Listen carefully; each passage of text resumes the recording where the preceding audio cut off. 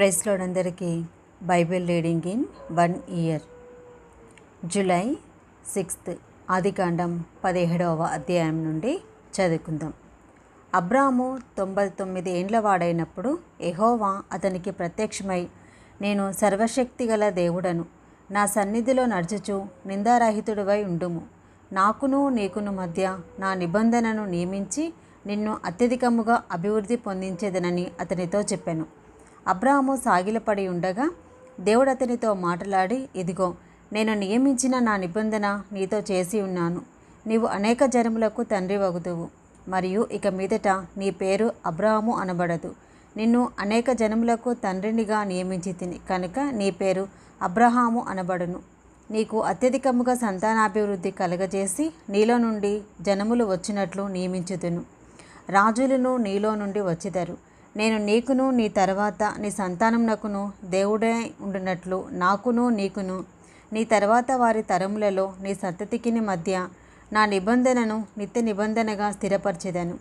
నీకును నీ తర్వాత నీ సంతతికిని నీవు పరదేశివై ఉన్న దేశమును అనగా కనానను దేశం అంతటిని నిత్య స్వాస్యంగా ఇచ్చి వారికి దేవుడనై ఉందునని అతనితో చెప్పాను.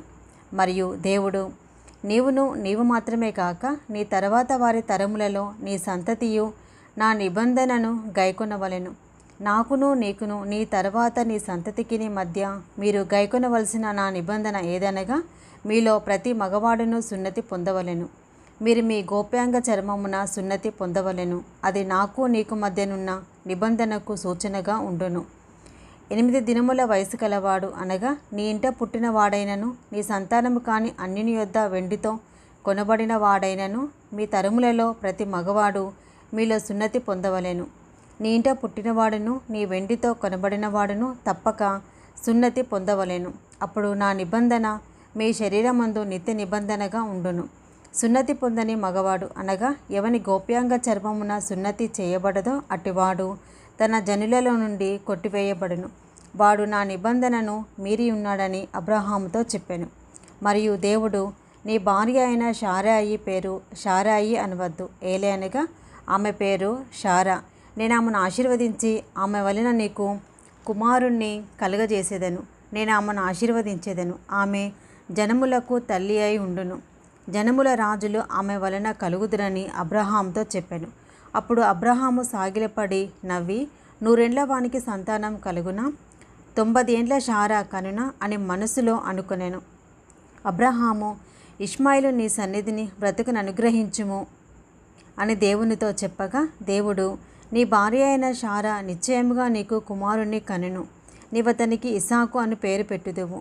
అతని తర్వాత అతని సంతానము కొరకు నిత్య నిబంధనగా నా నిబంధనను అతనితో స్థిరపరచెదను. ఇష్మాయిలును గూర్చి నీవు చేసిన మనవి నేను వింటిని. ఇదిగో నేను అతనిని ఆశీర్వదించి అతనికి సంతానాభివృద్ధి కలుగజేసి అత్యధికముగా అతని విస్తరింపచేసేదను. అతడు 12 మంది రాజులను కనును. అతనిని గొప్ప జనముగా చేసేదను. అయితే వచ్చు సంవత్సరము ఈ కాలమందు షారా నీకు కనబోవు ఇస్సాకుతో నా నిబంధనను స్థిరపరచేదనని చెప్పాను. దేవుడు అబ్రహాంతో మాట్లాడుట చాలించిన తరువాత అతని యొద్ద నుండి పరమునకు వెళ్ళాను.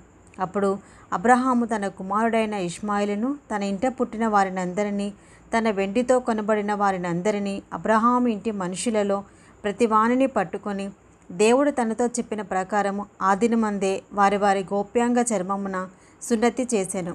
అబ్రహాము గోప్యాంగ చర్మము సున్నతి చేయబడినప్పుడు అతడు 99 ఏండ్ల వాడు.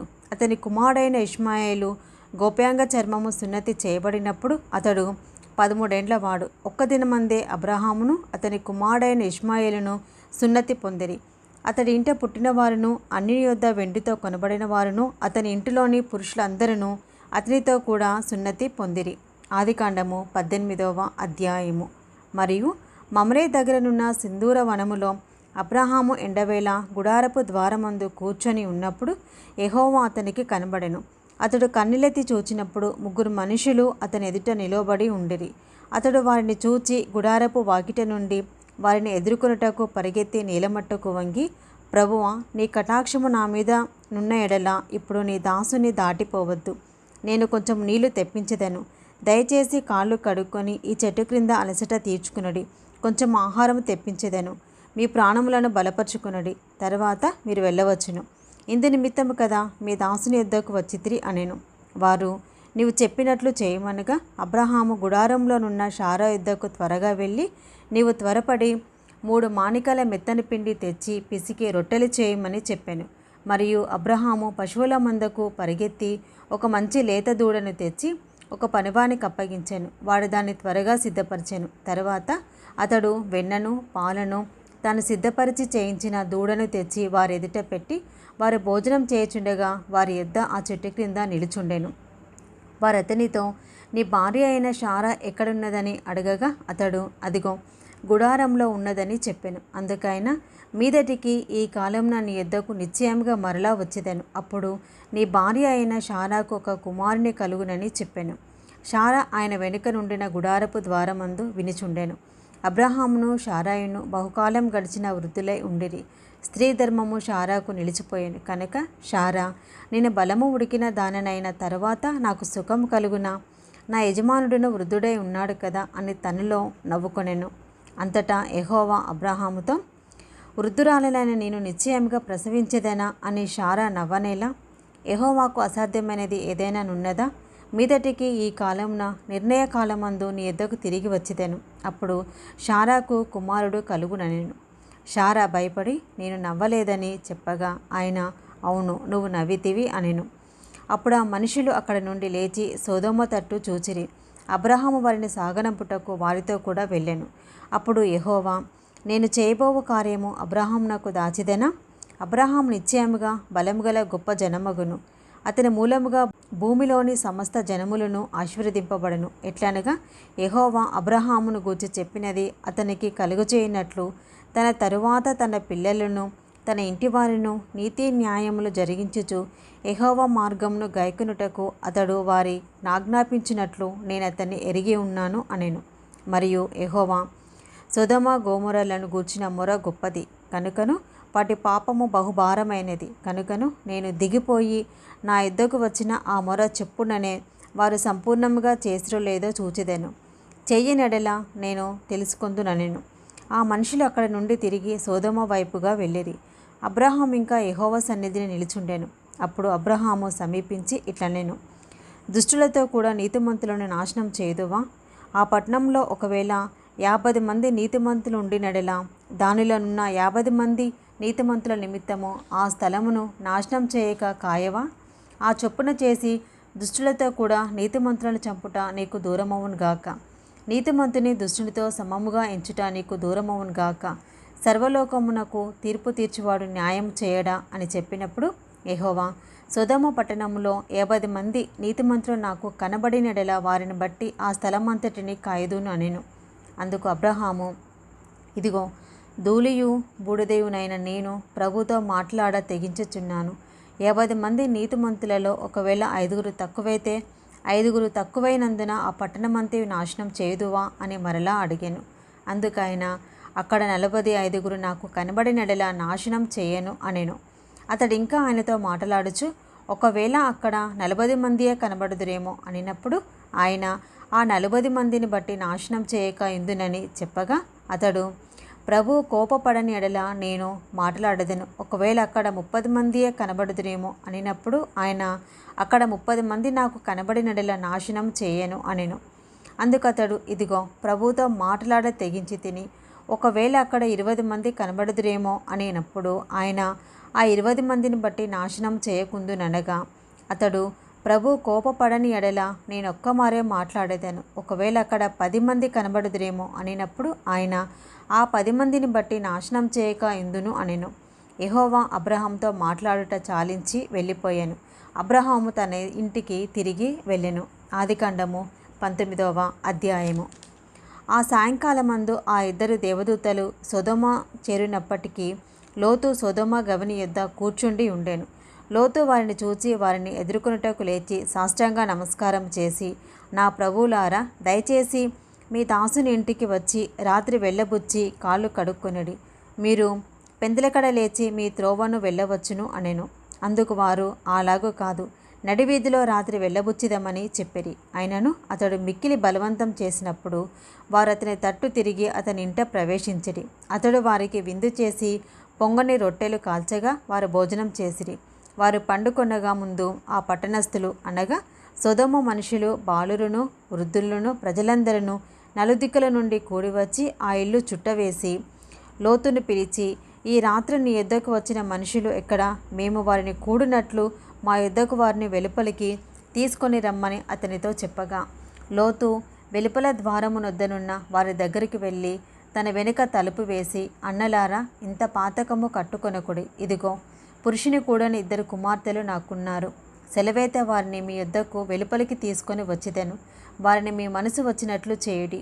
ఈ మనుషులు నా ఇంటి నీడన వచ్చి ఉన్నారు కనుక వారిని మీరేమి చేయకూడదని చెప్పినప్పుడు వారు, నీవు అవతలికి పొమ్మనిది. మరియు వారు, వీడెవడో మనలోనికి పరదేశిగా వచ్చి తీర్పరిగా నుండ చూచుచున్నాడు కాగా వారికంటే నీకు ఎక్కువ కీడు చేసేదమని చెప్పి లోతు ఆ మనుషుని మీద దొమ్మిగా పడి తలుపు పగలగొట్టుటకు సమీపించిరి. అయితే ఆ మనుషులు తమ చేతులు చాపి లోతును ఇంటి లోపలికి తమ యొద్దకు తీసుకొని తలుపు వేసిరి. అప్పుడు వారు పిన్నలు మొదలుకొని పెద్దల వరకు ఆ ఇంటి ద్వారము దగ్గరనున్న వారికి కనుమబ్బు కలుగచేయగా వారు ద్వారం కనుగొనలేక విసికిరి. అప్పుడు ఆ మనుషులు లోతుతో, ఇక్కడ నీకు మరి ఎవరున్నారు? నీ అల్లుని, నీ కుమారులను, నీ కుమార్తెలను, ఈ ఊరిలో నీకు కలిగిన వారిని అందరినీ వెలుపలికి తీసుకొని రమ్ము.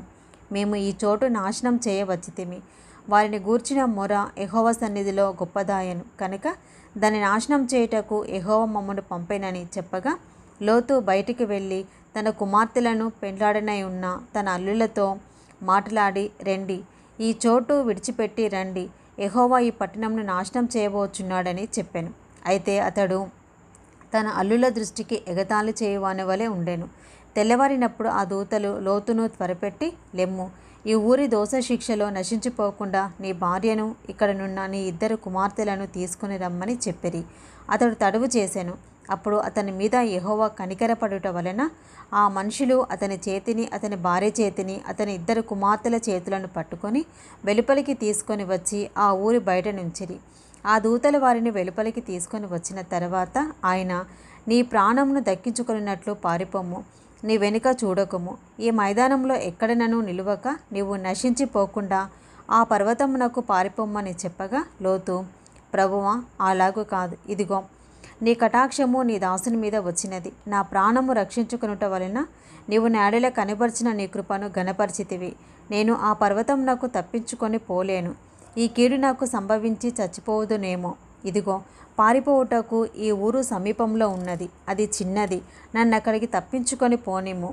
అది చిన్నది కదా, నేను బ్రతుకుదునని చెప్పినప్పుడు ఆయన, ఇదిగో, నీవు చెప్పిన ఈ ఊరు నాశనము చెయ్యను. ఈ విషయంలో నీ మనవి అంగీకరించి తిని నీవు త్వరపడి అక్కడికి తప్పించుకొని పొమ్ము. నీవక్కడ చేరే వరకు నేనేమీ చేయలేనని. అందుచేత ఆ ఊరికి సోయరు అనే పేరు పెట్టబడెను. లోతు సోయరుకు వచ్చినప్పుడు ఆ దేశమున సూర్యుడు ఉదయించెను. అప్పుడు యెహోవా సొదొమ మీదను గొమొర్రా మీదను యెహోవా యొద్ద నుండి గంధకమును అగ్నిని ఆకాశం నుండి కురిపించి ఆ పట్టణములను, ఆ మైదానం అంతటిని, ఆ పట్టణములలో నివసించు వారిని అందరినీ, నేలమూలకలను నాశనం చేసెను. అయితే లోతు భార్య అతని వెనుక నుండి తిరిగి చూచి ఉప్పుస్తంభం మాయెను. తెల్లవారినప్పుడు అబ్రహాం లేచి తాను యెహోవా సన్నిధిని నిలిచిన చోటికి వచ్చి సొదొమ గొమొర్రాల తట్టును, ఆ మైదానపు ప్రదేశము యావత్తును చూడగా, అదిగో, ఆ ప్రదేశపు పొగ ఆవము పొగవలే లేచుచుండెను. దేవుడు ఆ మైదానపు పట్టణములను పాడు చేసినప్పుడు దేవుడు అబ్రహామును జ్ఞాపకం చేసుకొని లోతు కాపురమున్న పట్టణములను నాశనం చేసినప్పుడు ఆ నాశనము మధ్యన లోతు నశించకుండా అతన్ని తప్పించెదెను. లోతు సోయరులు నివసించుటకు భయపడి తన 2 కుమార్తెలతో కూడా సోయరు నుండి పోయి ఆ పర్వతమందు నివసించెను. అతడును అతని 2 కుమార్తెలను ఒక గృహలో నివసించిరి. అట్లుండగా అక్క తన చెల్లెలితో, మన తండ్రి ముసలివాడు, సర్వలోక మర్యాద చొప్పున మనతో పోవుటకు లోకంలో ఏ పురుషుడును లేడు. మన తండ్రికి ద్రాక్షారసము తాగించి అతనితో శయనించి మన తండ్రి వలన సంతానము కలగజేసుకుందుము రమ్మని చెప్పెను. ఆ రాత్రి వారు తమ తండ్రికి ద్రాక్షారసము తాగించిన తర్వాత అతని పెద్ద కుమార్తె లోపలికి వెళ్ళి తన తండ్రితో శయనించెను. కానీ ఆమె ఎప్పుడు శయనించెనో ఎప్పుడు లేచిపోయినో అతనికి తెలియలేదు.